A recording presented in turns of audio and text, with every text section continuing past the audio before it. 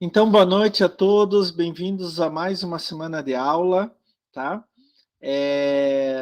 Eu tenho alguns recados para dar para vocês. Opa, tem mais gente entrando aqui. Eu tenho alguns recados para dar para vocês.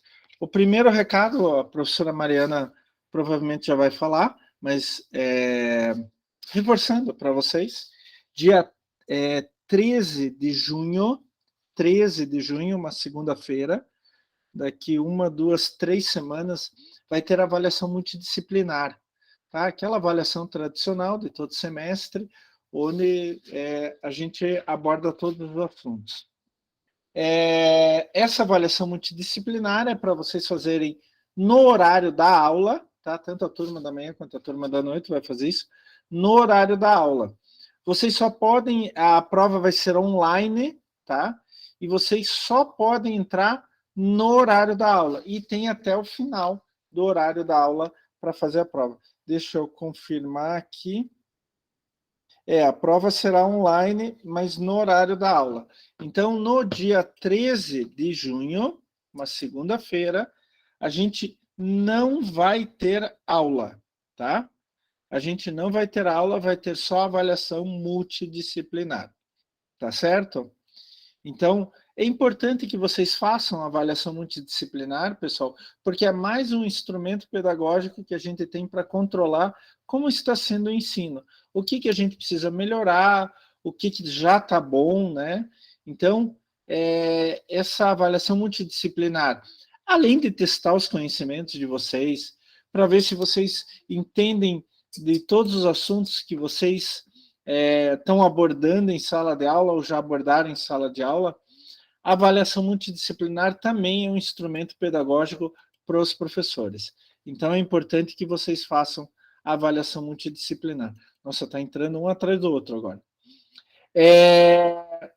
Semana que vem, a gente vai ter a aula prática, dia 30. Vai ser lá no 5º andar, eu não sei em qual sala, mas provavelmente ali 524, 526, 528, naquelas redondezas ali, basicamente na frente ali do laboratório dos laboratoristas, tá? Onde que os laboratoristas atendem. O que a gente vai fazer? A gente vai fazer um teste ecotoxicológico. Eu já coloquei a marcha, né, que a gente vai fazer na semana que vem em laboratório. Já está lá na semana 18. Nós estamos agora na semana 17. Então, a marcha está lá na semana 18. Inclusive, já coloquei as marchas da semana 18 e da semana 19. Os dois na semana 18. Tá? A gente vai fazer um teste ecotoxicológico com sementes de alface. A gente vai testar qual o efeito toxicológico, o efeito tóxico de certas substâncias em um organismo vivo. Sementes são organismos vivos? São, tá? Na aula lá vou explicar por que a gente faz com semente, qual que é o processo envolvido e tudo mais, tá? Mas o teste ecotoxicológico é um teste extremamente importante, tanto que hoje no Brasil, para liberar muitas substâncias para uso no ambiente, a gente precisa fazer diferentes testes ecotoxicológicos. Né? Esse final de semana foi dia da abelha. A abelha é um dos organismos que a gente usa para fazer teste ecotoxicológico. Minhocas, colêmbola, microcrustáceos e assim por diante. Tem dezenas de organismos vivos que a gente pode testar. E as sementes, principalmente no nosso caso agora, a semente de alface, são desses organismos vivos, tá? Então a gente vai fazer esse teste na semana que vem e na outra semana a gente vai deixar na semana que vem, a gente vai aprontar o teste e na outra semana a gente vai fazer a leitura do teste. Então, dia 30 de maio e 6 de junho, nós não teremos aula online, teremos aula presencial, tá? Nós teremos aula presencial lá no laboratório. Então, até como eu coloquei ali no AVA, a chamada vai ser feita presencialmente, tá? O ideal é que vocês se dividam em equipes da mesma forma que fizeram no primeiro bimestre. Se puderem manter as mesmas equipes, ótimo, tá? Da mesma forma que vocês fizeram no primeiro bimestre, nesse segundo bimestre, vocês também vão fazer um relatório com os resultados dessa aula prática. O relatório é para ser entregue na semana anterior à prova, então no dia 27 de junho. Gente, vocês vão ter bastante tempo para fazer o relatório. Bastante tempo mesmo. E nos mesmos moldes, no mesmo template. Está lá o template também na semana 17. Mas eu vou colocar, semana 18. Eu vou colocar tudo na semana 19 também, porque as nossas aulas práticas vão ser na semana 18 e na semana 19. Tá? Importante, vocês têm que ir com calça comprida, sapato fechado, levar luva cirúrgica, luva descartável e guarda-pó. Por favor, tá? Por favor. E também cada equipe deve levar pelo menos uma substância a ser testada. Lembrem-se que a substância não pode ter cheiro forte, porque o cheiro forte significa que está saindo algum gás da substância.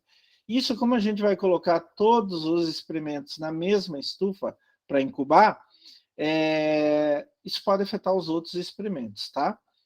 Então, não pode ter cheiro forte, tem que ser na forma líquida e que se dissolva na água, que se dilua na água, porque a gente vai fazer diferentes diluições. Tá certo? Escolham bem. De preferência, cada equipe pode até levar 2 ou mais substâncias para a gente escolher qual substância vai fazer ali na hora, tá? Mas cada equipe vai fazer uma substância diferente. Tá certo? Alguma pergunta sobre a aula prática da semana que vem? Alguma pergunta sobre a aula prática da semana que vem, pessoal? Dúvidas? Não? Ótimo. Então, vamos recomeçar as nossas aulas. Há 2 semanas atrás, a gente... 2 semanas, há 2 semanas atrás, a gente começou a falar sobre solos. E a gente viu, e eu quero que vocês guardem bem isso, né? Solo não é só onde que a gente pisa. Solo é base de qualquer ecossistema. É no solo que a gente planta as nossas coisas, é no solo que a gente planta o pasto que o gado vai comer, que a comida que o porco vai comer, e assim por diante.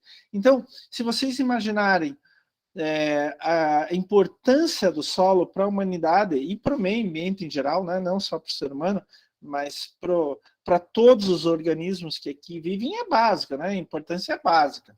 O solo é um corpo tridimensional, dinâmico, ele é dividido em horizontes, em camadas, de cima para baixo, à medida que ele vai sofrendo intemperismo. Então, a rocha original vai se decompondo até formar as diferentes camadas do solo, né? A gente tem que se lembrar bem que o solo tem 3 fases, né? A fase sólida, onde tem os materiais minerais e orgânicos. A fase sólida perfaz mais ou menos 50% do volume do solo, né?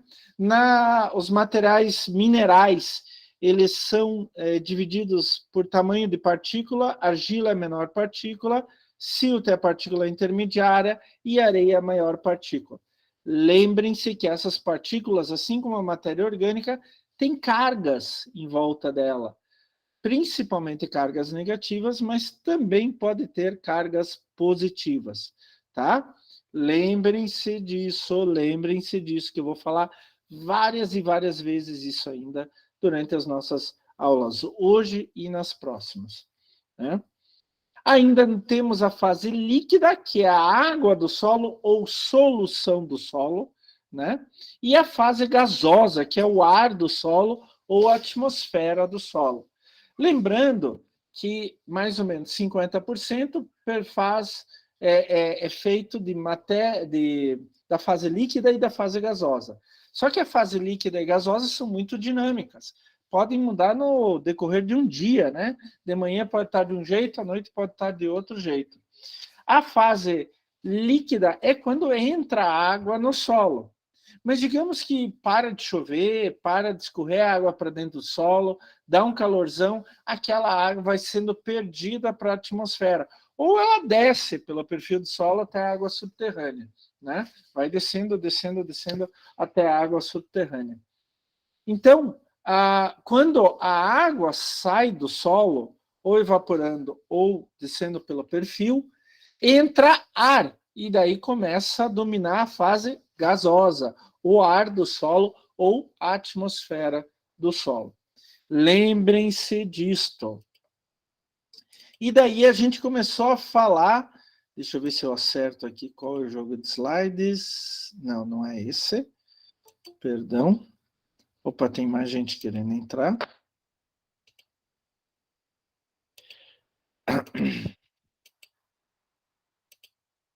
Então, daí a gente começou a falar dos poluentes do solo, né?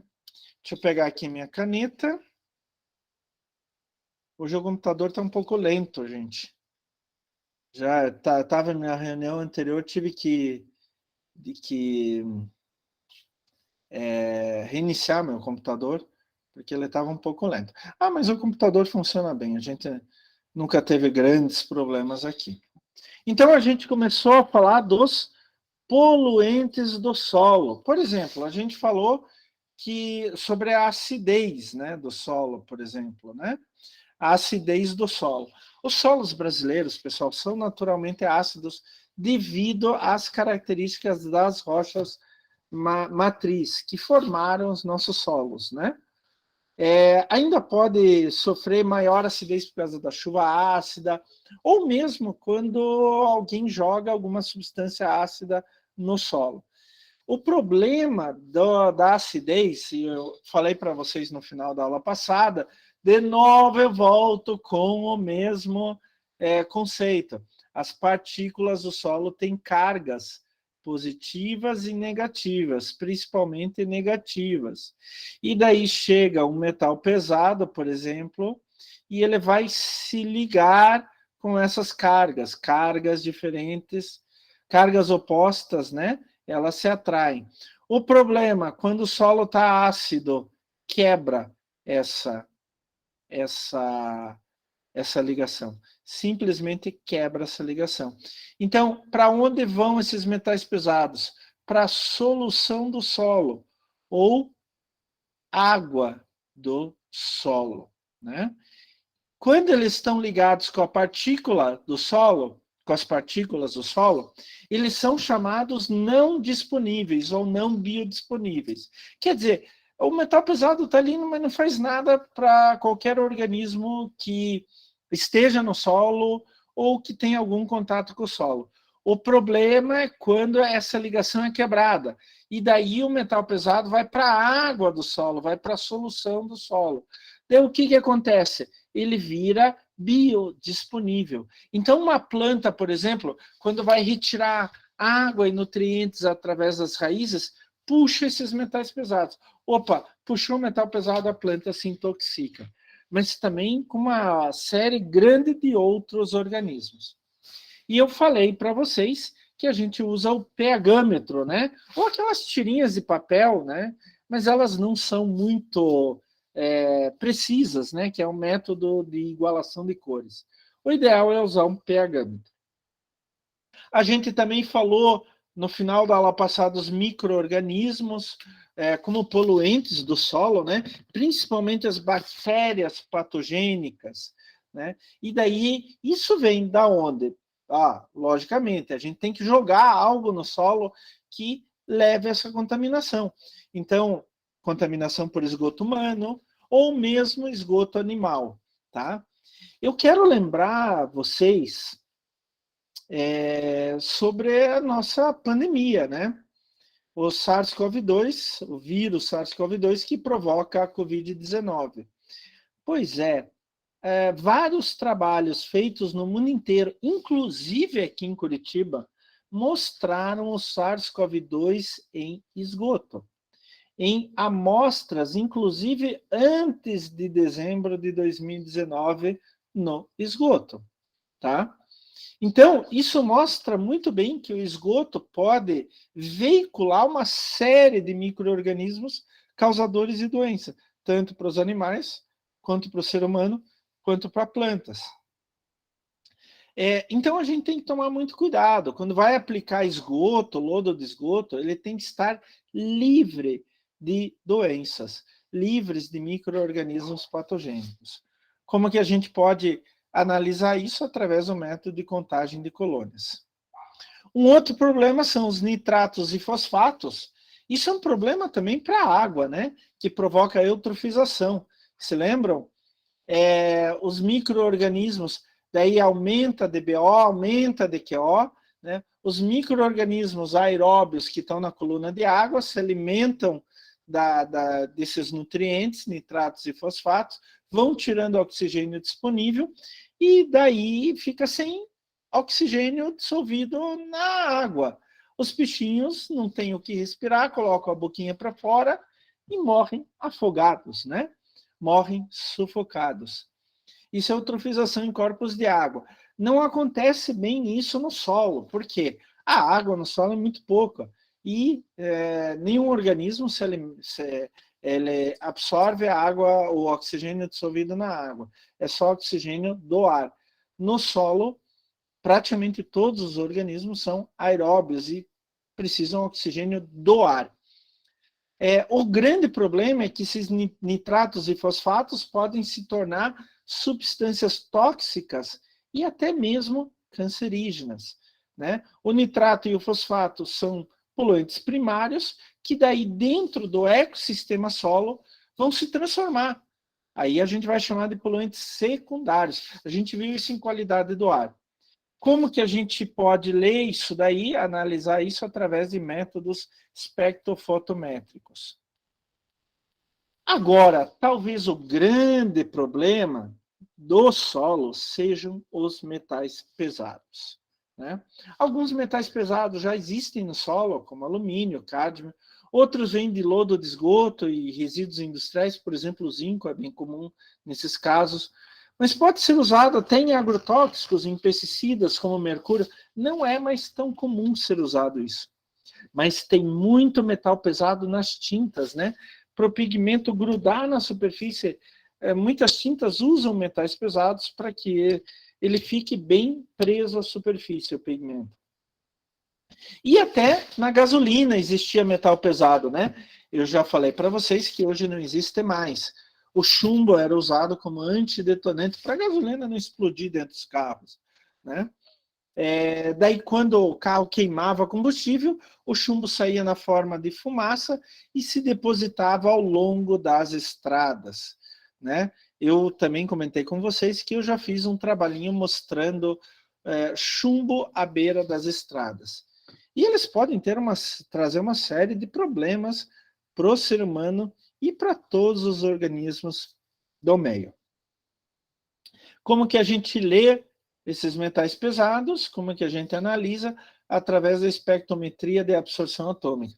Essa é tão importante que daqui a pouco eu vou mostrar alguns detalhes para vocês.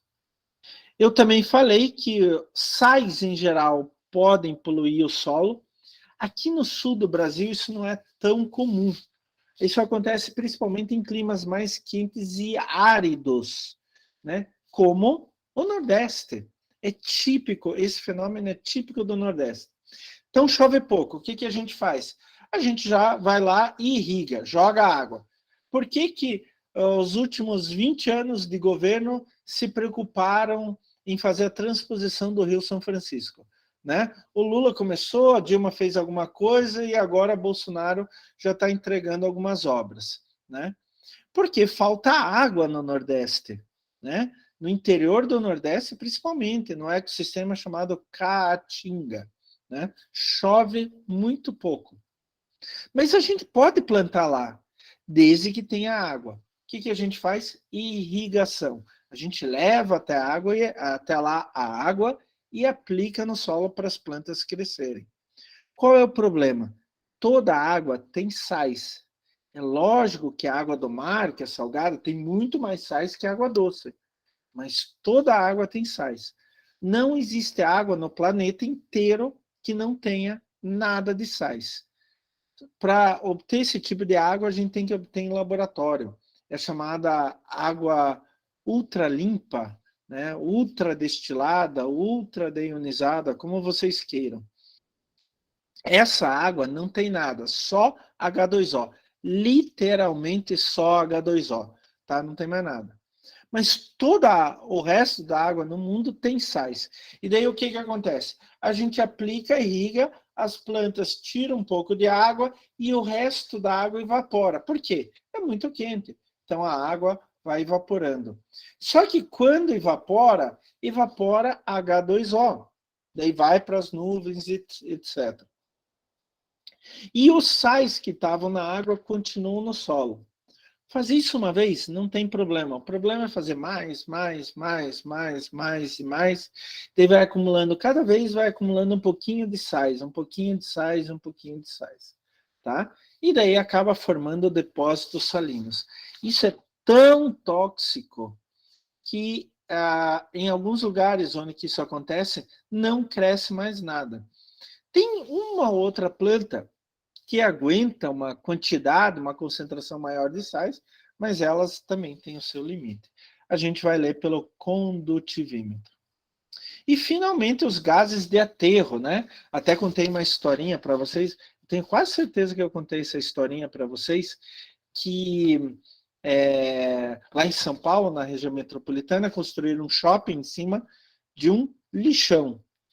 Então, quando a gente deposita resíduo, lixo, num lixão, num aterro controlado ou aterro sanitário, hoje em dia, lixão e aterro controlado são proibidos no Brasil, porque o controle deles é muito pouco. O que é permitido é só aterro sanitário, onde que o controle ambiental é muito grande. Então, quando a gente coloca os resíduos, a gente vai compactando eles. Para quê? Para caber mais. É simples. A gente produz tanto lixo, que a gente tem que ir apertando para caber mais lixo de tudo que a gente produz de lixo. Né? Vocês, eu, nossas famílias, nossos amigos, até os nossos cachorros produzem lixo. Né? Mas quando você compacta, você tira o oxigênio. E daí vão começar a atuar bactérias anaeróbias. Essas bactérias respiram outras coisas e produzem diferentes gases como produto final do seu processo de respiração. Um dos gases é metano, ou CH4. É o mesmo gás que as vacas e os bois produzem quando fazem a digestão, né? Dão os pum cheio de metano. O metano é altamente explosivo, tá?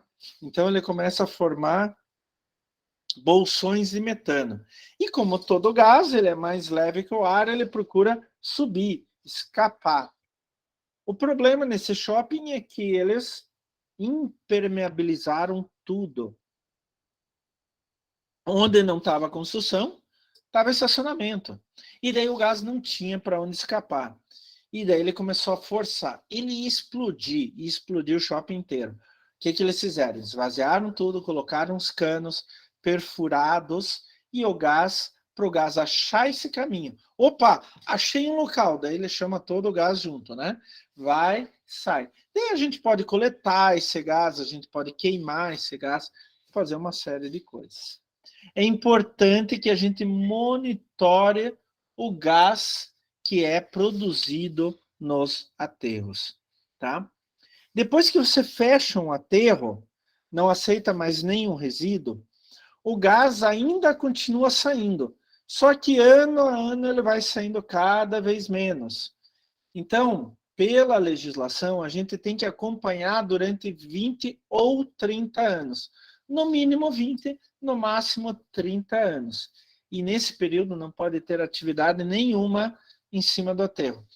Como é que a gente fecha o aterro? Não entra mais lixo nenhum, a gente coloca uma camada de terra e planta alguma coisa. Normalmente é um gramado, uma gramínea, como uma pastagem, alguma coisa assim. Não pode colocar nenhum bicho em cima. Árvore é mais difícil a gente plantar, porque o sistema radicular é mais profundo. Então a gente planta usa algumas plantas com sistema radicular mais superficial. Sistema radicular é o conjunto das raízes, né?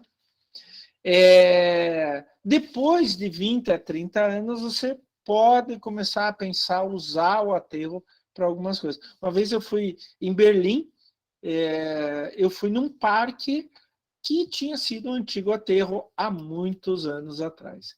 Nos Estados Unidos, eles chegam a fazer campos de golfe em cima de aterro, mas depois de 20 ou 30 anos. E esse foi o último slide da aula passada, onde a gente ia começar a ver os métodos de análise de poluição do solo. Aqui no Brasil, o ato normativo que fala sobre poluição do solo é a Resolução 420 de 2009 do CONAMA, Conselho Nacional do Meio Ambiente. Então, como fala ali, dispõe sobre critérios e valores orientadores de qualidade do solo quanto à presença de substâncias químicas e estabelece diretrizes para o gerenciamento ambiental de áreas contaminadas por essas substâncias em decorrência de atividades antrópicas, atividades originadas do ser humano. Então, é nessa resolução, é nesse ato normativo que a gente pode dizer se uma área está contaminada ou não. Então, ele vai colocar parâmetros. A mesma coisa a gente viu para qualidade da água, qualidade do ar, agora a gente está vendo para a poluição do solo. Ou qualidade do solo, como vocês queiram. Então, ele vai dar parâmetros, vai pegar cada elemento, cada composto poluente e vai dizer assim, olha, o máximo que pode ter é X. Se tiver acima disto, por exemplo, X mais 1, o solo é considerado oficialmente poluído ou contaminado. A gente usa as duas palavras no mesmo sentido aqui na nossa disciplina, tá? Mas, professor, como que eles colocam assim parâmetro na louca e fala acima desse parâmetro o solo está oficialmente poluído? Abaixo não. Gente, não é na louca, tá? Para chegar nesses parâmetros é muito trabalho feito. Né? Eu já comentei com vocês que até participei de um grupo lá na CETESB, em São Paulo. Infelizmente, por falta de verba, não foi adiante, mas tinha gente de uns 5, 6 estados brasileiros, tinha um pesquisador de Portugal, um da Alemanha, onde que a gente queria exatamente procurar esses parâmetros. Como que a gente ia fazer isso? Através de uma série de testes ecotoxicológicos, como, por exemplo, o que a gente vai fazer na semana que vem. Então, com esses testes ecotoxicológicos, a gente pode dizer, para tal organismo, o máximo que ele aguenta sem morrer antes é X. Para outro organismo é Y. Para outro organismo é X mais 1. Para outro organismo é Z. E assim vai. Daí a gente pega todos esses resultados e coloca em uma ferramenta de simulação. E daí a gente determina qual é a quantidade máxima possível em função do conjunto de organismos, tá? Então, esses valores, esses critérios, valores orientadores e qualidade do solo, não são obtidos a esmo, assim, da cabeça de alguém. Não, isto vem de muitos estudos. Uma coisinha que eu falei ainda no final da aula passada, que normalmente a gente faz o que chamamos de amostras compostas. Isso é importante, tá? Amostras compostas. Por que isso? Fazer análise, principalmente de metais pesados no solo, é muito caro. Então, o que, que a gente faz? A gente tira várias amostras, normalmente 10, coloca em um balde e mistura muito bem. Essas 10 amostras a gente vai chamar de subamostras. Por quê? A gente vai tirar amostras lá da área que a gente acha que está contaminada ou não, vai colocar tudo junto em um balde e tirar uma amostra composta. Tá? A gente chama de amostra composta porque ela é composta por 10 subamostras. E importante, qual profundidade? Vai depender de uma série de fatores, por exemplo, tipo de poluente, tipo de solo, etc. Mas Normalmente, a gente faz entre 0 e 20 centímetros de profundidade. Então, da superfície, mais 20 centímetros para baixo. A gente tira uma amostra, assim, nessa profundidade.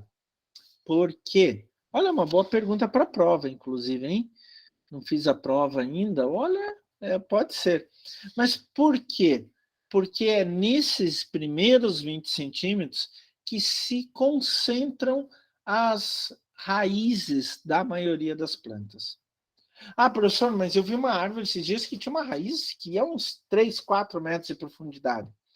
Geralmente, nas árvores, as raízes mais profundas só são raízes de sustentação para a árvore ficar em pé. Por exemplo, o pinheiro do Paraná, com todo esse tamanho, como que ele fica em pé? É que ele tem uma raiz que vai em linha reta para baixo. A gente chama a raiz pivotante. É a raiz mais grossa de todas, inclusive. Tá? Ele vai para baixo, muitos metros para baixo. E daí ele consegue manter a árvore em pé. Ela pode até balançar por causa da altura dela, mas não vai ser tão fácil cair. Tomara, porque eu tenho um pinheiro a 1 metro da minha casa. Eu tinha um outro pinheiro até 2019, um pinheiro adulto, grande, bem grosso. 2 pessoas tinham que abraçar ele, a 1,5 metro da casa, e ele caiu. Uma vez deu tempestades e chuva por 10 dias seguidos. No 10º dia, o pinheiro caiu, só que ele caiu do lado contrário da casa. Caiu em cima de canil de cachorro. Daí tinha cachorro dentro. Só que eles ouviram o pinheiro caindo, porque o pinheiro fazia assim. Bem assim. Um som bem parecido com isso. Era impressionante, gente. Saí correndo, vi o pinheiro caído no chão, eu comecei a chorar. Sentei no chão e comecei a chorar. Nossa, gigantesco. Gigantesco. Mas mesmo árvores, elas têm raízes que ficam mais próximas da superfície. E essas raízes é que vão tirar água e nutrientes do solo. Lembrem-se que os nutrientes estão dissolvidos na água do solo, na solução do solo. Então as raízes vão nessa água e vão tirando água e nutrientes. Eu falei para vocês que talvez o poluente mais importante sejam os metais pesados, tá? Que são substâncias inorgânicas. E hoje no Brasil, para metais pesados, a gente usa uma norma americana, US EPA 3050. US, Estados Unidos, EPA é a Agência de Proteção Ambiental, né, dos Estados Unidos. Aqui, isso daqui é um hiperlink, depois vocês podem entrar no hiperlink, aqui ela tem o link, vocês podem entrar e ver a norma inteirinha. E ele sugere fazer análise dos metais pesados por digestão ácida. Eu já vou explicar para vocês. E os outros elementos, carbono, argila, silt, areia, ferro, alumínio, manganês, silício, etc., a gente pode fazer pelo Manual de Análises Químicas de Solos, Plantas e Fertilizantes, da Embrapa, de 2009. Eu tenho esse livro e uso bastante. Até aqui foi a aula passada, agora a gente já vai começar a ver novos assuntos. Por que medir metais pesados, professor? Porque eu já falei antes, né? Alguns metais pesados existem naturalmente no solo, outros vêm de lodo de esgoto, resíduo industrial, podem ser usados em uma série de substâncias e podem ser extremamente prejudiciais ao ser humano. Então é bom que a gente faça análise desses metais pesados. Então, o método mais utilizado, daí a gente tem variações desse método, a espectrofotometria da absorção atômica, e, como eu falei, pela norma americana 3050. E como essa tal norma americana? A primeira coisa, a gente vai coletar solo. E isto é extremamente importante, gente. Por quê? A contaminação do solo, ela não se dá igual por toda a área. Então, o que pode acontecer? Vou até fazer um desenhozinho aqui, olha. O que pode acontecer? Eu tenho um ponto onde que a contaminação é mais concentrada. E daí ela vai diminuindo ao longo do espaço. Isso tanto horizontalmente quanto verticalmente, tá? Ela vai diminuindo. Então, aqui eu tenho mais, aqui eu tenho menos, aqui eu tenho menos e aqui eu tenho menos ainda. E aqui fora eu não tenho nada. Ela vai se espalhando. Imaginem quando você joga uma pedra num lago, não faz aqueles círculos concêntricos? Ou a onda mais forte vai ser exatamente onde caiu a pedra. E as ondas vão indo embora para todas as direções, ficando cada vez mais fracas, até desaparecerem. Assim também é a poluição do solo. No ponto onde que foi despejado aquele poluente, alguma coisa nesse sentido, caiu, vai ficar o ponto mais concentrado. E daí ele vai desaparecendo em círculos concêntricos na horizontal. Mas isso acontece no solo na vertical. Porque se lembrem, o solo é multidimensional, tem as 3 dimensões. Então, eu estou tendo poluição horizontal e poluição vertical. Então, se eu tiro uma amostra, vou até pegar aqui caneta de outra cor, para mostrar bem para vocês. Se eu tiro uma amostra aqui, eu vou ter uma concentração. Aqui, outra. E aqui, outra. Aqui, outra. Tá? Então, o que, que eu posso fazer? Tirar uma amostra aqui, outra aqui, outra aqui e outra aqui. É o ideal. Mas eu também posso fazer uma amostra composta. Tá? Então, se eu fizer uma amostra composta, eu preciso misturar e homogeneizar bem essa amostra. É a primeira coisa. Então, eu vou colocar em um balde e misturar bem, misturar bem, misturar bem. Aonde que estão os metais pesados? Eles estão grudados junto com as partículas. De novo, lembrem-se, uma partícula de silt, argila e areia tem cargas. Então, cargas opostas se atraem. Eles estão grudados aqui. Eu não vou conseguir ler, por exemplo, o chumbo. Plumbum, Pb mais 2, é chumbo. Em latim, chumbo é plumbum. O que acontece? Ele está com uma partícula de argila aqui. Eu não vou conseguir ler. O que eu tenho que fazer? Quebrar essa ligação. Daí esse chumbo vai para a água do solo. E na água eu posso ler o quanto de chumbo tem. Tá? E para quebrar essa ligação? Vamos relembrar um conceito que eu dei 2 aulas atrás. Olha só que legal, a gente vai revendo isso. Esta ligação com o chumbo, do chumbo com a partícula de argila é uma ligação pH dependente. Então, quando o pH está muito ácido, essa ligação quebra e o chumbo vai para a água do solo. Tá?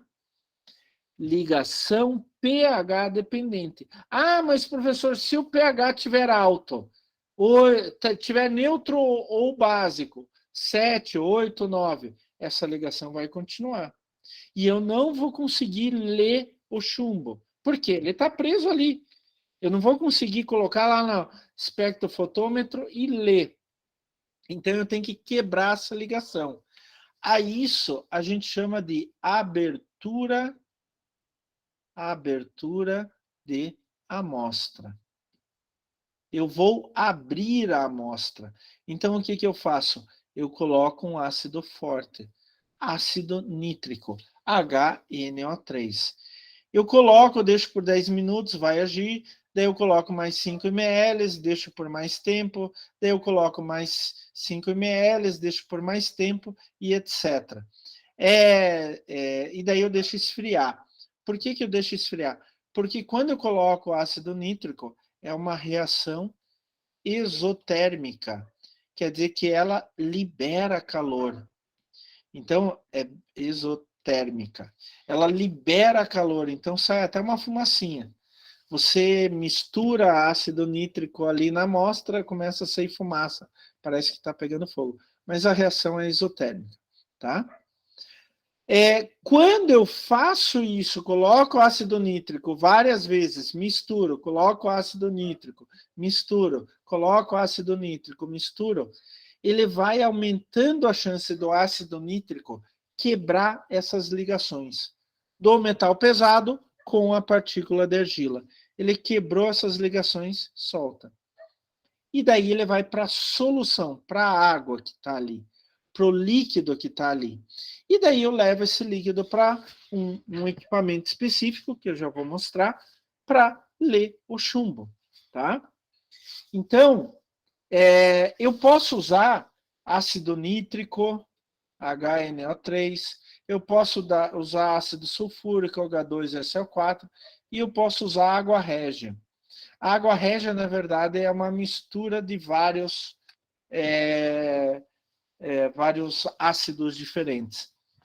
O mais fraco deles é o ácido nítrico. Depois vem ácido sulfúrico e o mais forte é a água régia. Tá? Eu já usei os 3. Ah, mas quando usa qual? Depende. Se você quiser garantir, usa a água régia, sem problema nenhum. Tá? O problema é que a água régia é muito forte, então ela é até perigosa para você trabalhar.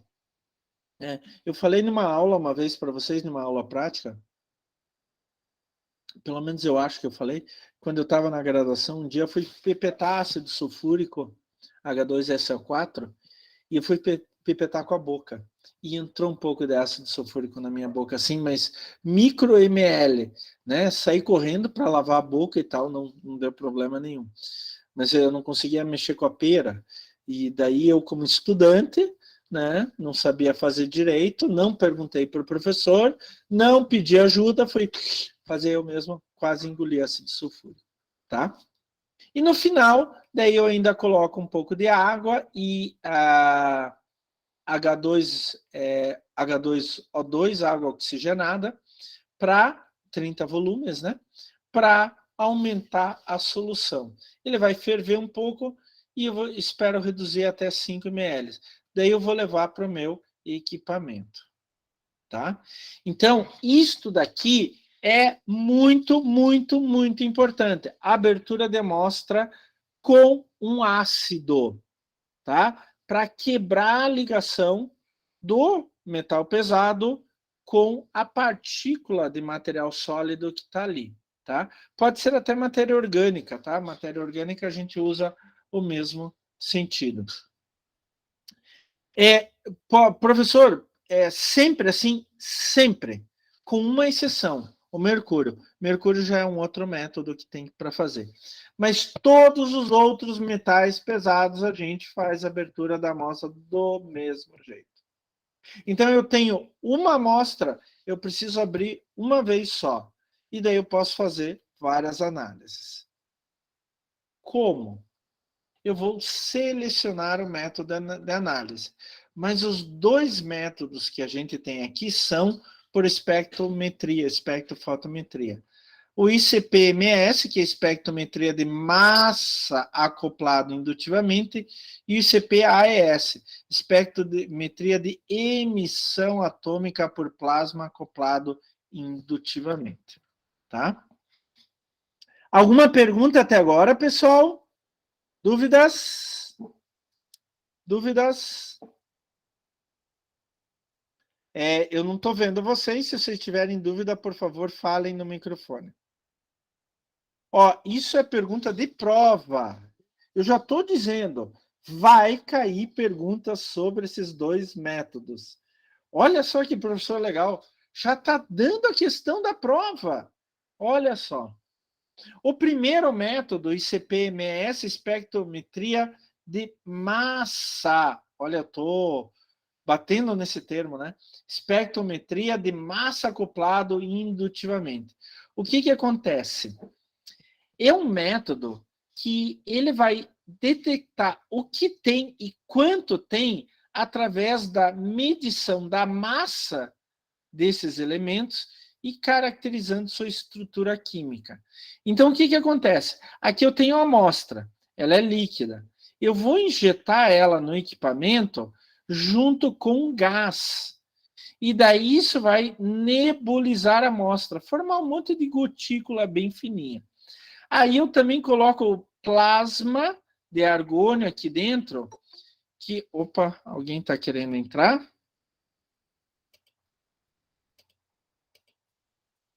O Pablo está querendo entrar, pronto. Bem-vindo, Pablo. Vamos continuar com a nossa aula.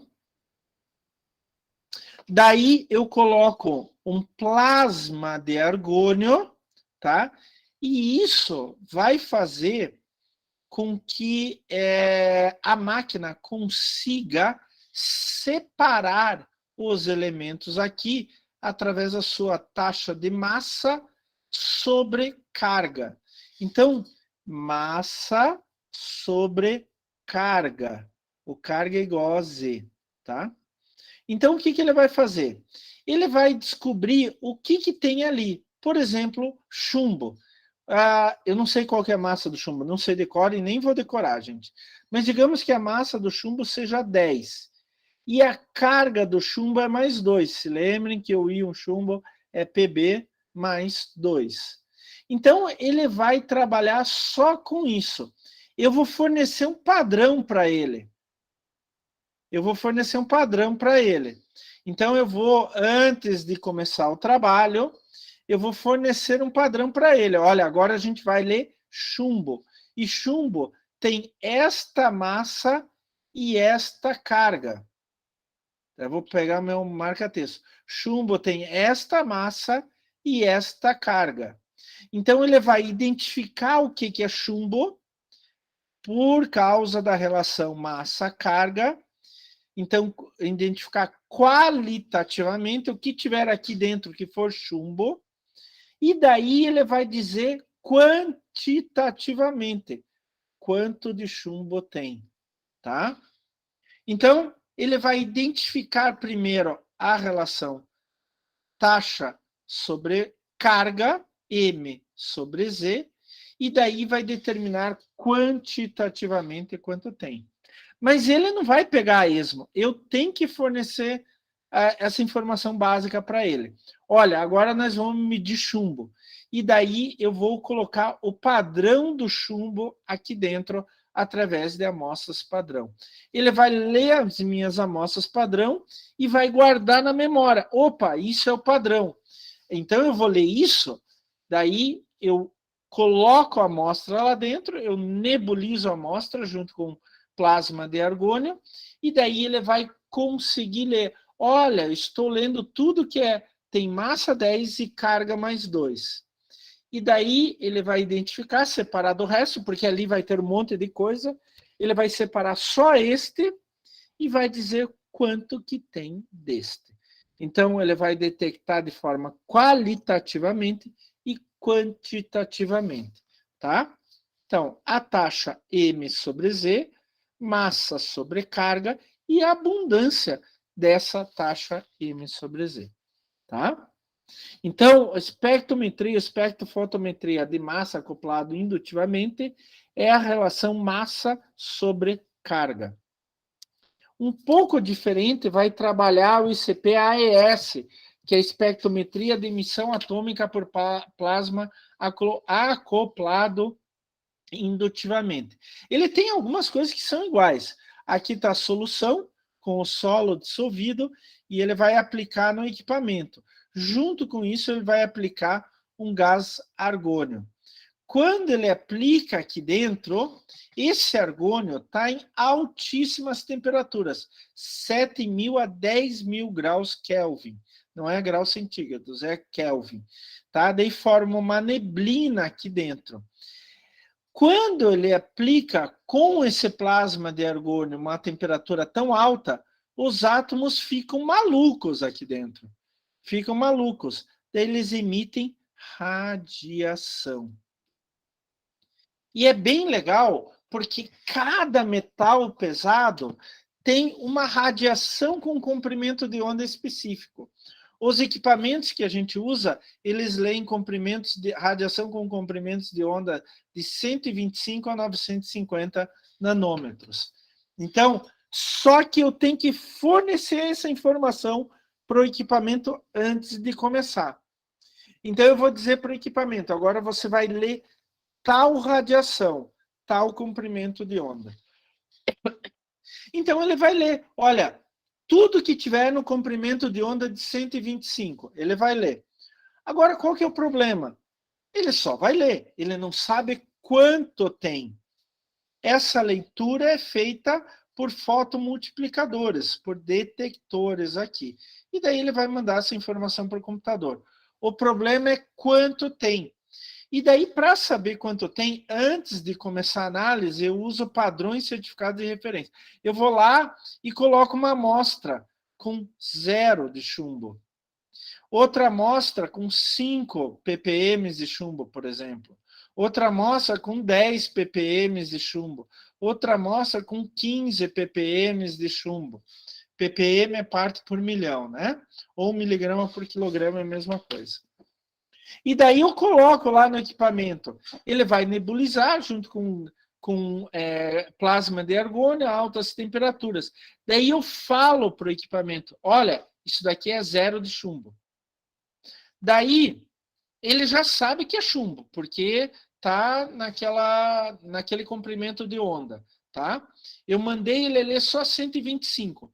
Quando ele leu só 125, ele só vai ler chumbo. Eu não sei se, de cabeça, eu não sei se chumbo é 125 nanômetros de comprimento de onda. Tá? Eu realmente não guardo esses detalhes e vocês também não precisam guardar.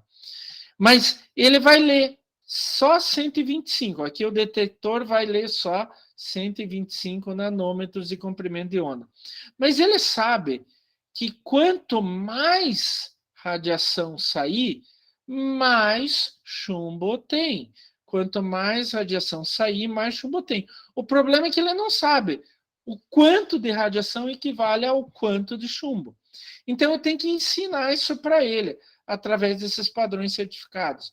Olha, aqui tem 0 de chumbo. Aqui tem 5 de chumbo. Aqui tem 10 de chumbo. Aqui tem 15 de chumbo. Tá? Ele vai guardar essas informações na memória e daí eu vou lá e coloco a minha amostra.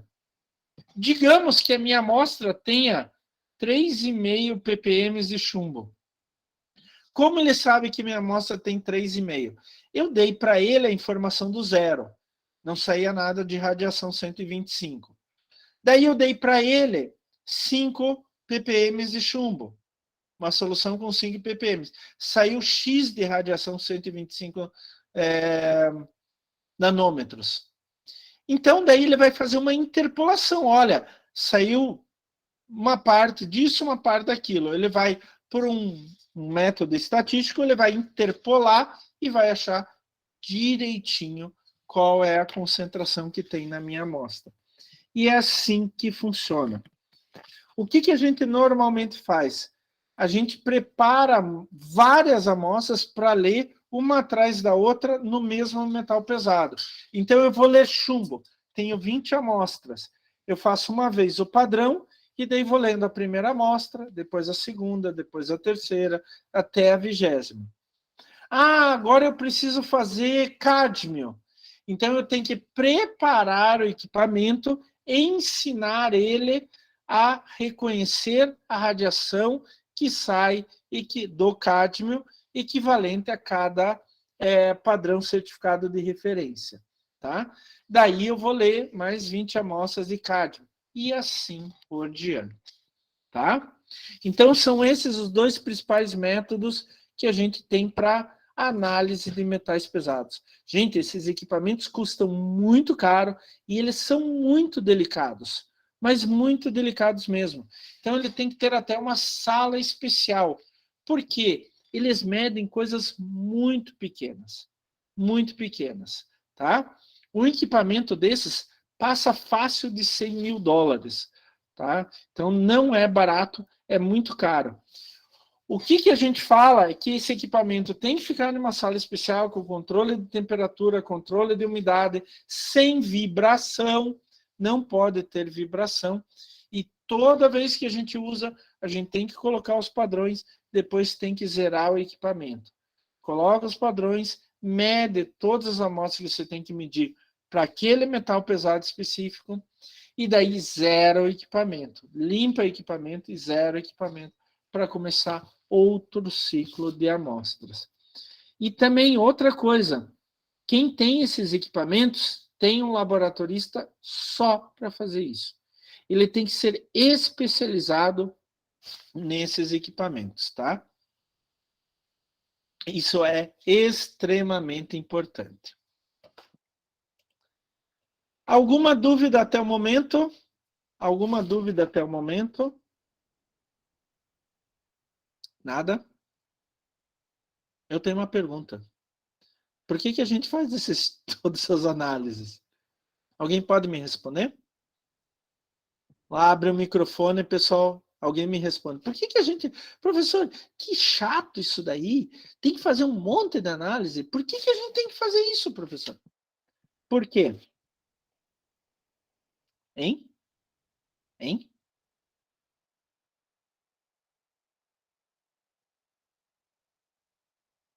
Ninguém sabe. Qualidade do solo? Exatamente. Para ver se o solo está contaminado ou não. E daí pode ter problema na nossa alimentação e etc.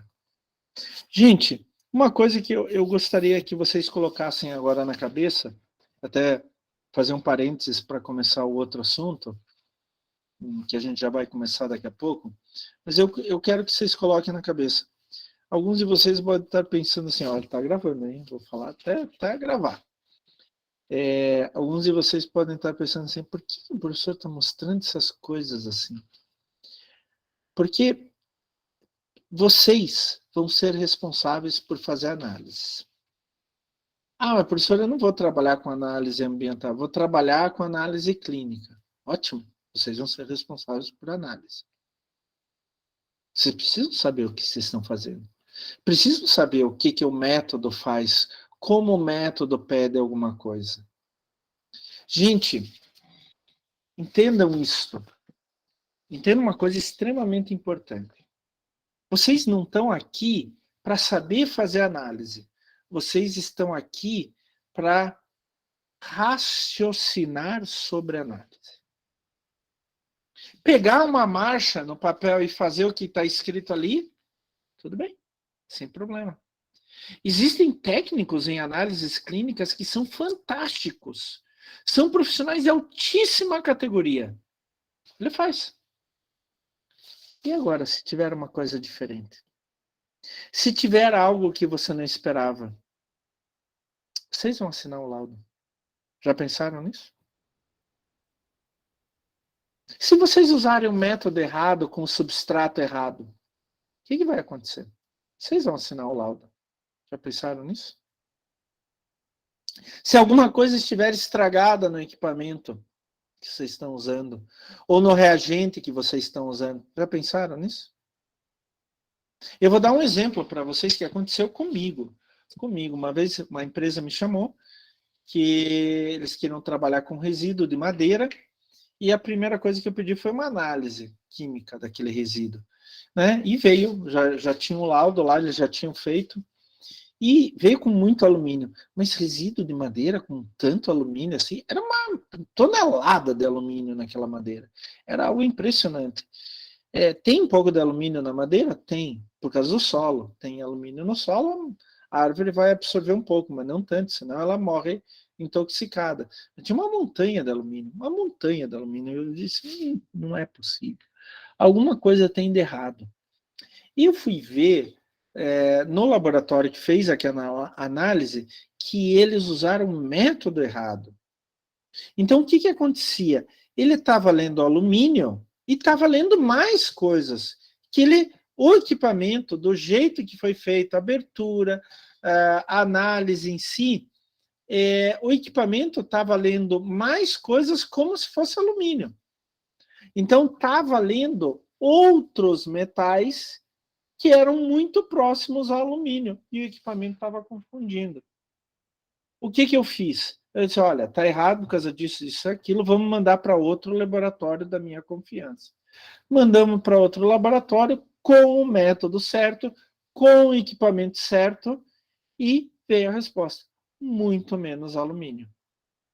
Se eu fosse pela primeira análise, aquele material tinha que ir para um aterro. Aquele material é maluco.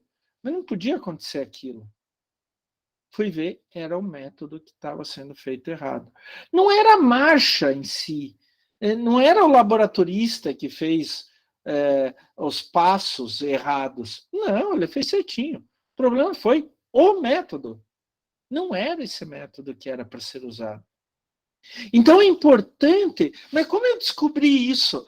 Porque eu conheço, porque eu sei como são os detalhes de cada método, porque eu estudei isso. Não simplesmente fiz. Eu não decorei a marcha, eu não decoro marcha nenhuma. Algumas eu decoro de tanto que eu faço, tanto que eu faço, tanto que eu faço, eu acabo decorando. Mas eu não fico pensando, vou decorar, vou decorar. Não, isso é de menos. Eu posso pegar lá um POP, um procedimento operacional padrão, que vocês estão cansados de ver em laboratório, e seguir a marcha. Agora, eu tenho que saber o que significa na prática cada item da marcha, cada passo da marcha. Eu tenho que saber como o equipamento funciona, para daí tomar as minhas decisões. Vocês não são técnicos de laboratório. Vocês são profissionais de nível superior. De novo, existem técnicos de laboratório fantásticos, fantásticos, fantásticos. Eu tive a oportunidade de trabalhar com alguns, nossa, que é uma experiência incrível. Mas quando você chegava com algo novo, diferente, um problema, e ia perguntar para o técnico, o que você acha que aconteceu? Não sei, eu fiz tudo certinho. Ô, seu Klaus, eu fiz tudo certinho. Como manda aqui a marcha? Pô, eu não estou duvidando de você. Eu estou querendo saber por que aconteceu isso. Então, assim, eu tinha que ir atrás e descobrir. Mas por que eu descobri? Porque eu ia atrás de um outro tipo de conhecimento que o técnico, infelizmente, não tinha. Eram maravilhosos. Lá na Federal, no departamento de solos, eu não sei como está agora, mas quando eu estava lá era fantástico. Os caras eram bons demais. Mas bom demais mesmo. Só que você vinha com algo diferente e ninguém sabia o que estava acontecendo. Eu tinha que ir atrás do professor, de um especialista, para ver. Daí ele conhece bem por que faz cada passo da marcha. Faz essa transformação, assim, assado, o que pode ter ocorrido? Ah, nesse ponto pode ter ocorrido uma falha. E assim por diante, tá? Então é importante que vocês conheçam o método e por que funciona daquele jeito. Não é só a marcha de preparação. Então, semana que vem, por exemplo, quando a gente for para o laboratório e fazer ecotoxicologia, eu vou explicar o porquê de cada coisa. O teste ecotoxicológico, a marcha é simples. A marcha é sem problema nenhum. Né? De novo, eu conheço técnicos em ecotoxicologia que fazem aquilo com uma destreza maravilhosa. Rapidez, certinho, sem problema. Os caras são melhores do que eu. O problema é saber o que acontece para daí procurar erros, tá? Ou procurar acertos. E isso, pessoal, vocês podem jogar para outros tipos de análise. Eu estou dando exemplo da análise ambiental, mas vocês podem jogar isso para análises clínicas, por exemplo, né?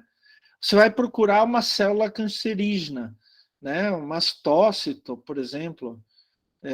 Sei lá, eu não entendo quase nada disso. Eu tive já cachorro com câncer, então eu tive que ler um pouquinho. Mas você vai procurar uma célula cancerígena. Será que em tal tecido é o mesmo método? Aí vou aplicar um método padrão para todos os tipos de tecido diferente. Será que é o mesmo? Por que não é o mesmo?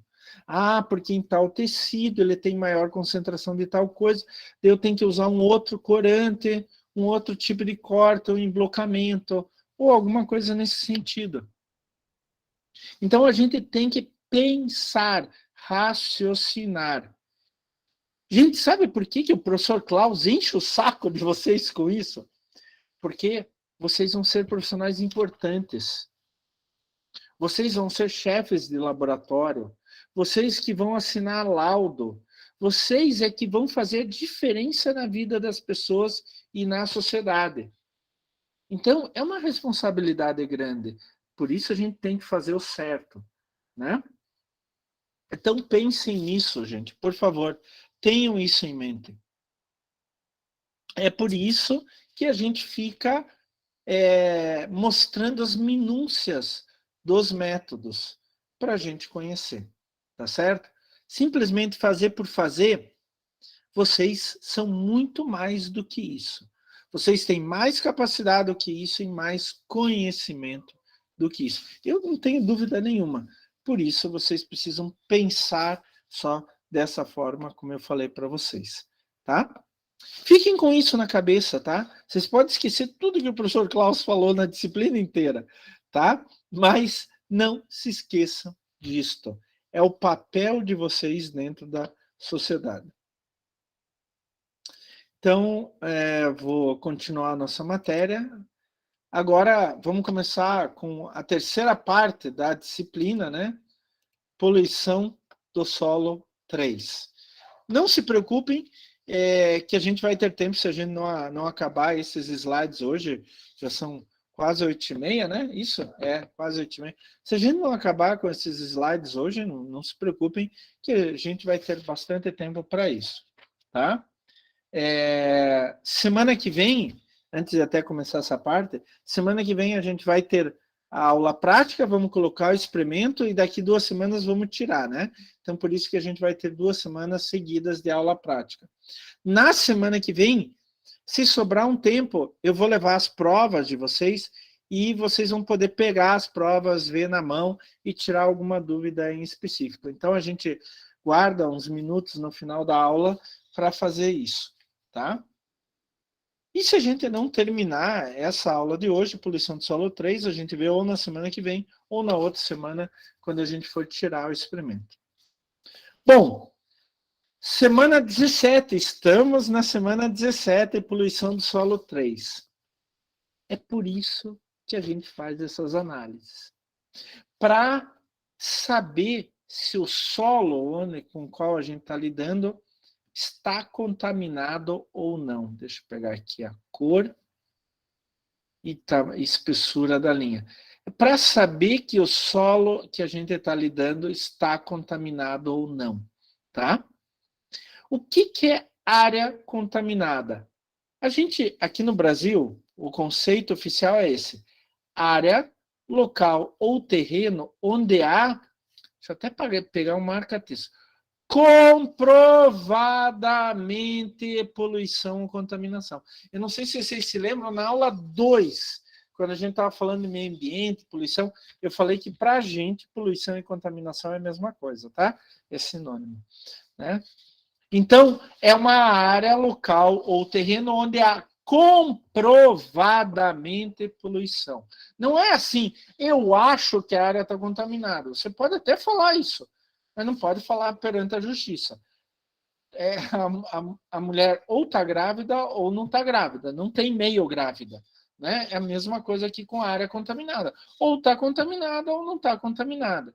E essa contaminação pode ser causada pela introdução de quaisquer substâncias ou resíduos que nela tenham sido depositados, acumulados, armazenados, enterrados ou infiltrados de forma planejada, acidental, até mesmo natural. Só que natural a gente não considera a poluição, porque estando o ser humano no planeta ou não, iria ocorrer aquela contaminação. Então a gente não considera como poluição propriamente dita.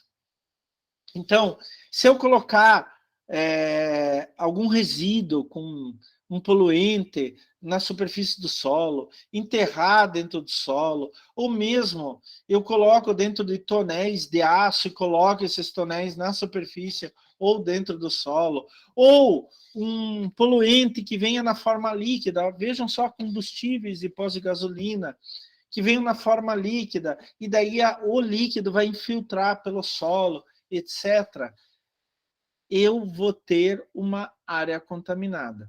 tá? Eu vou explicar direitinho para vocês, mas oficialmente, para a gente considerar contaminado, ele precisa estar acima dos parâmetros colocados, pelos valores orientadores colocados lá pela resolução 420 do CONAMA sobre poluição do solo.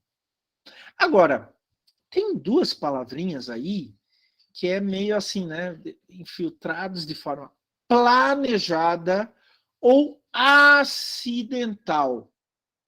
Mas pode acontecer planejado? Acidental, tudo bem, é um acidente. Pode acontecer. Vamos ver aqui. Vamos pegar o exemplo. Vocês estão indo lá para a praia. Né? Nesse filme, ninguém vai para a praia, né?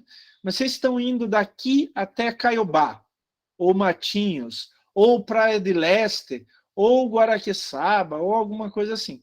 Vocês vão descer pela Serra do Mar. Vocês sabem que, principalmente, o primeiro trecho ele é muito inclinado, né? Então, o que volta e meia acontece?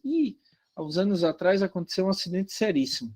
Um caminhão saindo de Curitiba e ele estava carregado, não me lembro com o que, mas ele estava carregado e muito pesado. Quando começou a descer a serra, ele perdeu os freios não seguravam mais.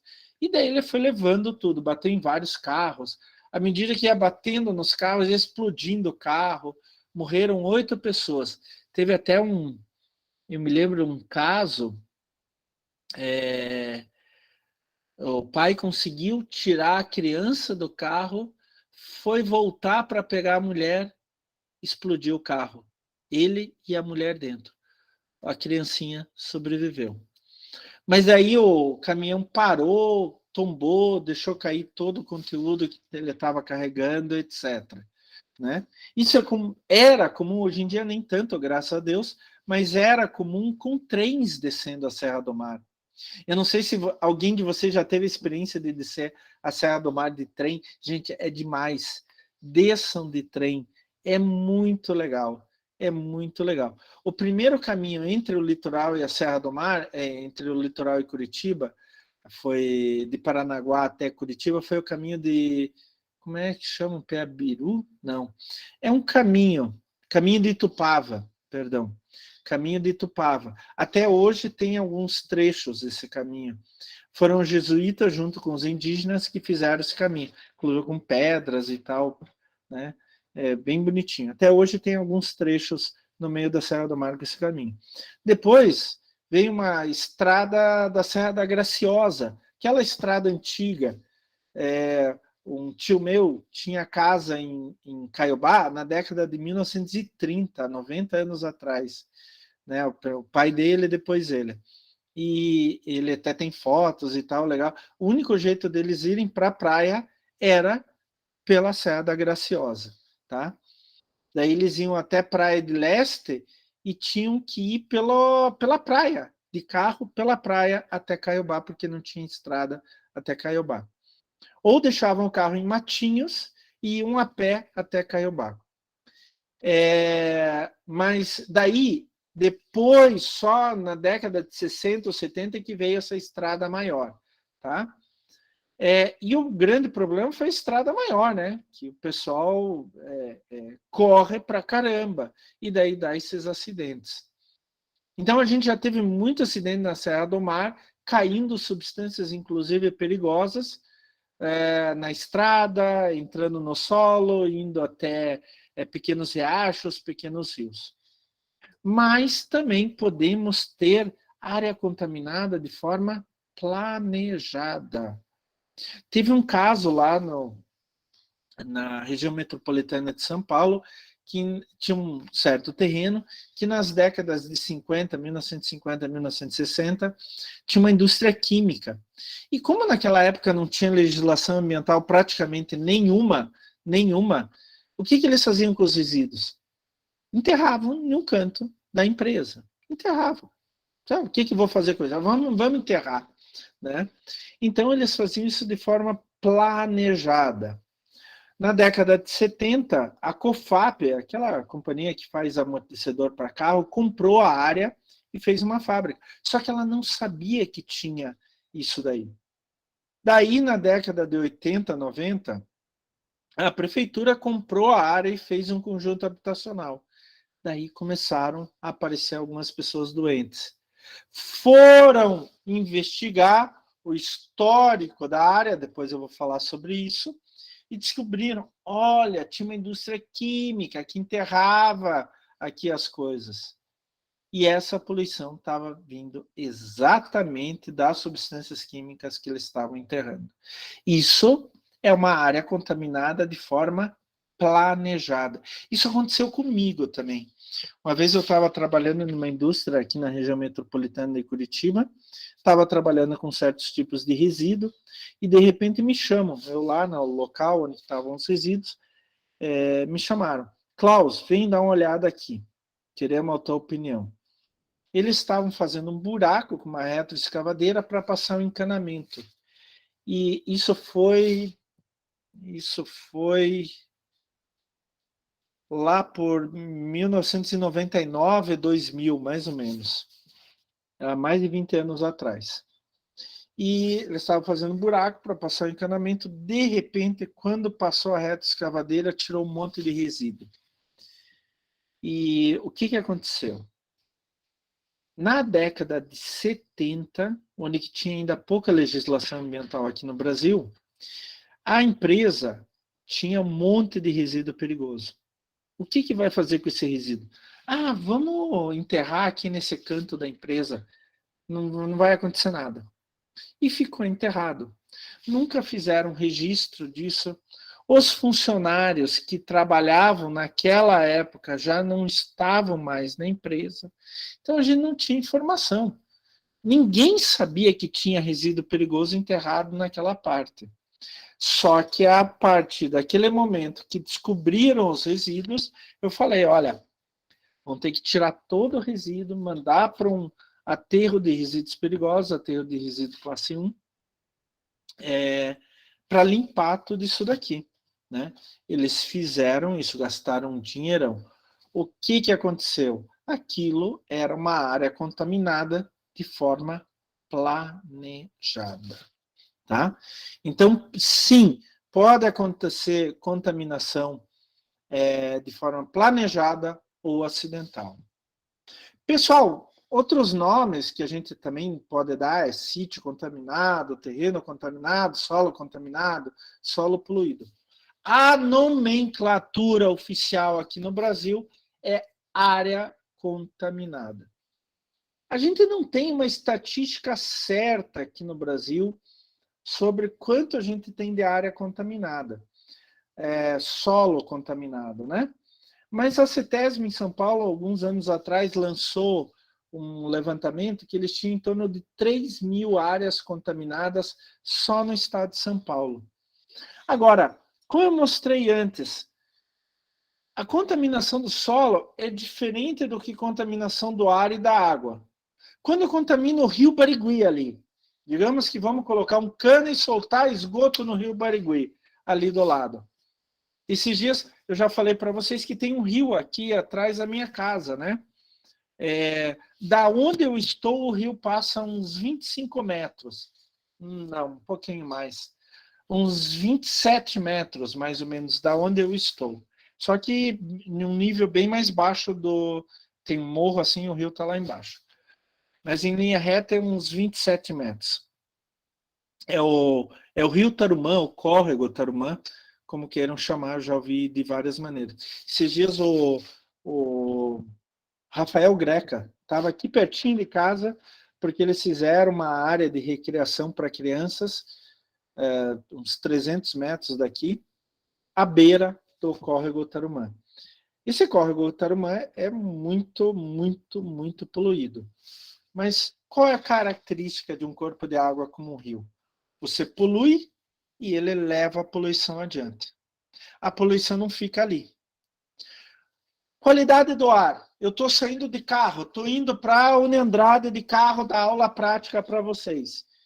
Eu vou queimando combustível. Sai pelo cano de escapamento do meu carro os restos dessa queima.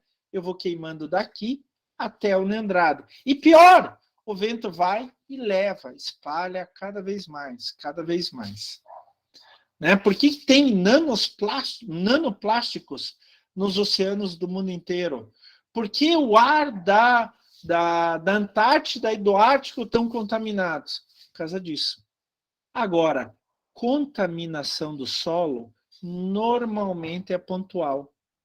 Então, contaminação do solo, ele pode até formar o que a gente chama de uma pluma de contaminação. Como eu falei para vocês, eu puluo aqui, ele vai se espalhando, vai se espalhando, vai se espalhando.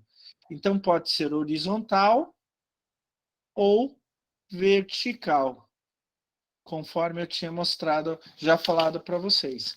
Mas a área contaminada, a área poluída, normalmente é muito restrita, tá? Isso a gente chama de pluma de contaminação. Um centro onde que é bem mais contaminado e ele vai diminuindo o grau de contaminação, a concentração dos poluentes à medida que vai se afastando. Mas pode ser uma área de 1 metro quadrado, até uma área de 100 metros quadrados, 200 metros quadrados. Vai depender do quanto de poluente eu espalho por aquela área, de forma planejada ou forma acidental, né? Então, a área contaminada é muito mais restrita. Por isso que a gente tem um número muito grande de áreas contaminadas.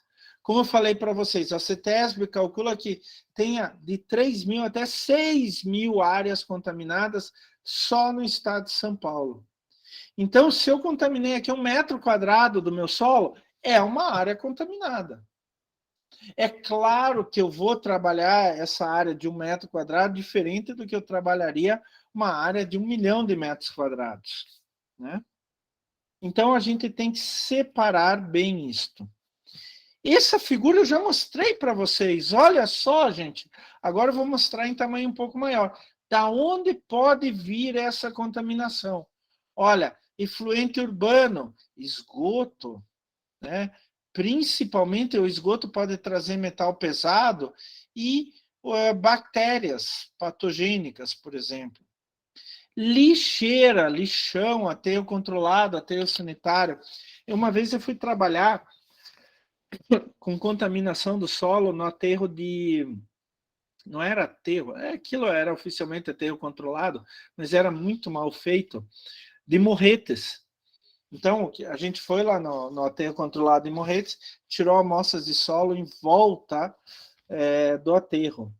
Tudo poluído, tudo poluído, né? Por quê? À medida que os resíduos iam se decompondo, ia saindo um chorume. É aquele líquido preto, com cheiro ruim, fétido, que sai do aterro, sai do lixão, sai do aterro sanitário. A diferença é que no aterro sanitário está tudo bem isolado, então a gente recolhe aquilo, trata, etc. No lixão é só um buraco onde que você joga tudo que é resíduo. E no aterro controlado, a única diferença do lixão é que você vai fazendo em camadas e vai colocando terra em cima, né? Outro grande problema, eu já falei isso para vocês, é posto de gasolina, né? E de novo eu falo, a gasolina líquida é um problema? Claro, mas um problema ainda maior é o gás da gasolina, é o vapor da gasolina. Esse é extremamente explosivo. Depósito de produtos perigosos. Nossa, isso a gente pensa que é tão raro, mas ainda é tão comum, pessoal. É claro que na segunda metade do século XX, até 1980, 1990, tinha muito disso.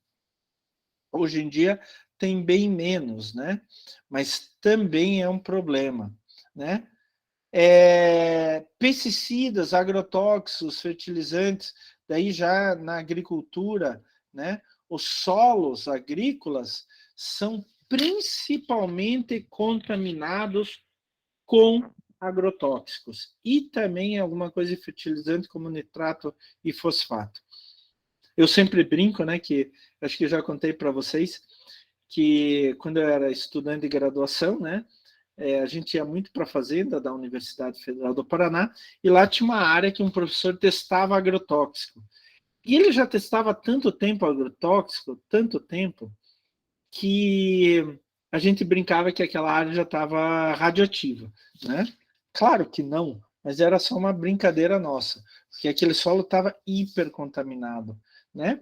E até criação de animais, quando você joga as fezes, urina dos animais direto no solo, sem controle, fossa séptica e assim por diante. Então, eu tenho várias fontes possíveis de contaminação. E eu tenho que tomar muito cuidado com isso, tá? Mas muito cuidado mesmo. Quando você tem derramamento de petróleo, eu contei para vocês que eu trabalhei num experimento ali na Repar, na refinaria da Petrobras, em Araucária, anos depois que teve o derramamento, lá na Repar, foi em 2002 o derramamento, derramaram 4 milhões de litros de óleo no solo, foi para o Rio Barigui, que depois levou para o Rio Iguaçu e chegou até a Foz do Iguaçu, né? Mas eu trabalhei lá, quando que foi? Poxa vida, foi mais de 10 anos, não, foram 5, 6 anos depois, e a gente ia pegar solo lá, ainda estava com o petróleo cru, ali, aquela massa gosmenta preta ali no solo, né? Um amigo meu, uma vez, ele foi convocado pela justiça para fazer um trabalho em volta de um aterro sanitário, porque tinha denúncia que estava vazando poluentes do aterro sanitário para áreas próximas. Então, ele foi fazer coletas em volta do aterro e fazer análise para ver se não estava vazando. Inclusive, ele me contou, Klaus, a justiça me mandou com polícia lá. Ele ia com polícia para fazer as amostragens de solo, né? Eu já fiz amostragem de solo também em volta do lixão da Alameia Pequena, que fica aqui entre Curitiba, Colombo e Almirante Tamandaré, bem na divisa, à beira do rio Passaúna, tá? Era um lixão mesmo, mas devido à topografia, o tipo de solo, não encontramos poluição do solo em volta do lixão. O problema é que esse lixão fica ao lado do rio Passaúna, então todo o churume formado ia acabar no rio Passaúna, e assim por diante. Que tipo de problema, professor, pode gerar solo contaminado? Primeiro problema, ocorrência ou possibilidade de explosão e incêndio. Isso é típico de posto de gasolina. Já falei 10 mil vezes para vocês, vou falar mais uma vez. Ai, que saco, professor. Vou falar mais uma vez. O vapor da gasolina, principalmente gasolina, óleo diesel menos e álcool menos ainda, mas também pode explodir. Principalmente a gasolina, é altamente explosivo. Altamente explosivo. Eu já falei para vocês, quando vocês veem esses memes aí no Facebook, por exemplo, que o cara faz uma montanha de madeira, joga um monte de gasolina, acende um fósforo, joga e ele pega fogo. Por quê? Mas ele não está empapado de gasolina. Por quê? Ele jogou a gasolina no monte, chegou perto com o fósforo, o vapor da gasolina pegou fogo, explodiu em cima dele, né? Os lixões, aterros, como aquele caso lá em São Paulo, que construíram um shopping em cima, vão acumulando metano, e aquilo pode explodir, né? Mas um dos maiores problemas para o ser humano é dano ou risco à saúde de pessoas e ecossistemas.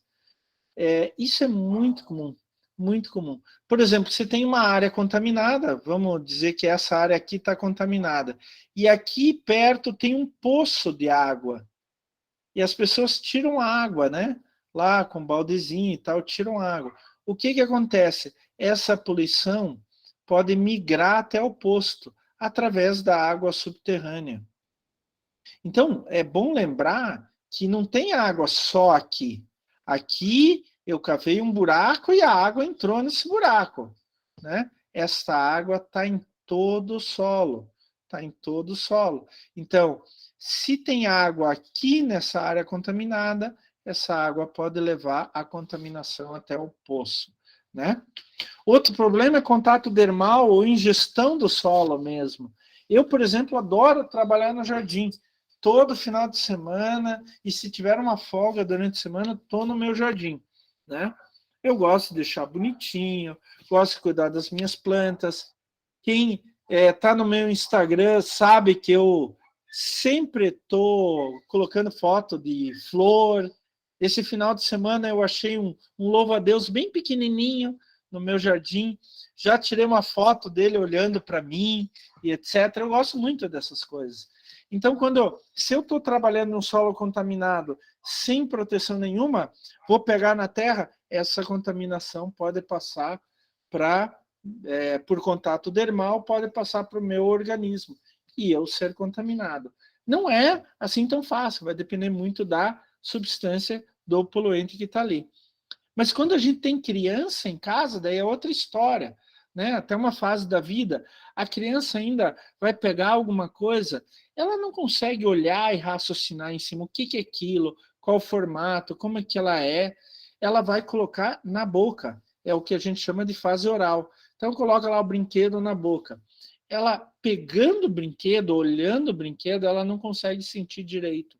Então ela vai e coloca na boca, 1, 2 anos de idade no máximo. Então, ela pode fazer isso lá fora, lá no jardim, né, numa área contaminada, vai pegar, opa, já se contaminou, né? Tem muitos trabalhos feitos, por exemplo, em áreas de playground, né, onde que vão analisar por parasitas ali, né? Passa gato, passa cachorro, passa outros bichos, passarinho e tudo, daí naquela areia pode entrar parasita. As crianças vão lá e pegam, colocam na boca. Outro problema é a inalação de vapores ou mesmo consumo de alimentos contaminados. E daí tem dois jeitos dos alimentos serem contaminados. O primeiro caso é quando a planta retira do solo aquele contaminante. Então tem vários mecanismos fisiológicos, né? Um deles é que aquele poluente, aquele contaminante, a sua estrutura química é muito parecida com um nutriente que a planta normalmente absorve. Daí ele entra como se fosse aquele nutriente, tá? E daí ele vai para o organismo da planta, a gente colhe a planta e come, tá? O alimento contaminado. Outra forma é aqueles alimentos contaminados, aqueles alimentos que a gente come cru, principalmente cru, e que ficam dentro do solo ou logo na superfície do solo. Dentro do solo, cenoura, nabo, rabanete, batata, etc. Né? O alimento pode ser contaminado por estar ali junto com o poluente. Claro que vai depender de uma série de fatores. E aquele alimento que fica próximo da superfície?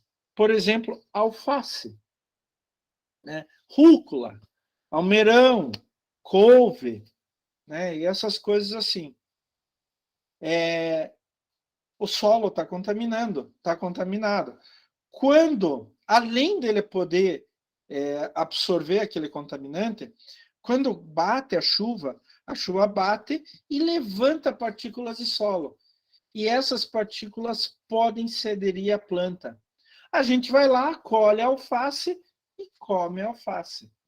Por isso que é muito importante lavar bem. Gente, é o seguinte, não é só contaminante químico, pode ser biológico. Por exemplo, bactérias patogênicas.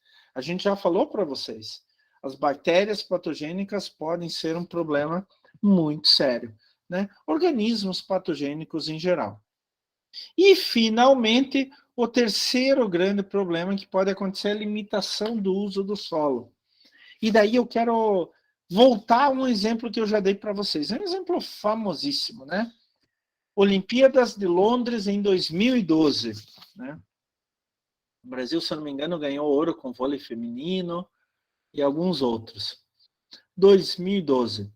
Londres é uma cidade muito grande, mas já está toda ocupada. Tinha uma área em Londres onde que eles poderiam construir a Vila Olímpica, o Estádio Olímpico e outras instalações para outros esportes. Era numa antiga região industrial, mas tinha um problema. Aquela região estava tão contaminada, que ninguém podia chegar perto. O que eles podiam fazer ali? Nada. Aquela região estava abandonada. Eles simplesmente isolaram a região e ninguém fazia nada ali. Para fazer a Olimpíada, eles tiveram que descontaminar todo o solo. Tem uma aula posterior, eu vou falar para vocês como que a gente pode fazer isso. Querem ver um outro exemplo que voltou à baila agora de novo? Chernobyl. Né? Chernobyl se fala até hoje muita coisa, mas com a guerra da Ucrânia agora voltou a se falar mais ainda de Chernobyl, né? Que Chernobyl é na Ucrânia, mas fica na fronteira, perto da fronteira com Belarus, a Bielorrússia, né? Que é aliada da Rússia, de Moscou. Então, os russos entraram por Belarus e invadiram Chernobyl. O solo em Chernobyl é muito radioativo, até hoje. Eu conheci alguns pesquisadores russos que trabalharam com o solo em Chernobyl, né? Muito radioativo. É claro que a radiação ano a ano vai caindo, etc., mas é muito radioativo. Aquilo ficou tão radioativo, gente, que, por exemplo, as casas ficaram radioativas, eles cobriram as casas com solo, mas o solo também estava radioativo, então não fazia muita diferença. Chernobyl hoje é fechado. Não é só o ar que está radioativo. Não é. Você respira radioatividade? Sim. Entra em contato com a tua pele? Sim. Mas todo o solo está radioativo. Tá? Então, a contaminação do solo acaba por limitar o uso daquele solo. Então, para usar aquele solo, eu tenho que, em primeiro lugar, descontaminar. Olha só, gente, tudo que uma área contaminada pode fazer, tá? Então, hoje em dia, principalmente nas grandes cidades, uma área não pode ficar fechada. A gente tem que aproveitar o espaço, né?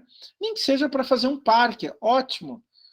Mas se o solo está contaminado, ela tem que ficar fechada. Ou a outra solução é descontaminar esse solo. Pessoal, alguma pergunta? Alguma dúvida? Alguma dúvida? Alguma dúvida? Eu tô achando, gente, que eu sou o melhor professor do mundo. Eu tô achando isso. Vocês nunca têm dúvida, pessoal. Pô, eu tô muito autoconfiante. Obrigado, gente. Obrigado, obrigado. Eu sei que eu não sou o melhor professor do mundo, gente, pelo amor de Deus. Alguma dúvida?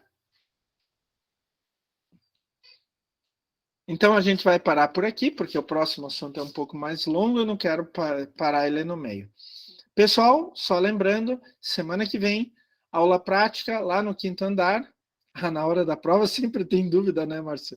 Isso é bem normal, bem normal. Mas até que vocês foram razoavelmente bem na prova.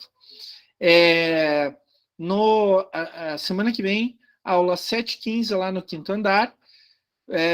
Arrumem as equipes de vocês, de preferência as mesmas equipes que fizeram os trabalho do primeiro bimestre, e tragam uma substância a ser testada. Na dúvida, tragam 2 ou 3, e daí na hora eu escolho com cada equipe o que cada uma vai usar. Tá bom? Então é isso, gente. Eu estou ansioso para ver vocês de novo semana que vem pessoalmente, tá? É sempre bom interagir pessoalmente com vocês. Na aula prática, na prova não dá muito para interagir, né? Mas na aula prática a gente pode conversar mais, pode trocar mais ideias e sempre fica mais fácil para tirar dúvidas também. Tá certo? Pessoal, meus queridos, tenham uma ótima semana, maravilhosa semana, e semana que vem a gente está lá na Andrade para a aula prática. Então, as próximas 2 semanas é aula prática. Boa noite, pessoal. Até semana que vem. Tchau, tchau. Tchau, tchau, gente. Até semana que vem. Tudo de bom para vocês.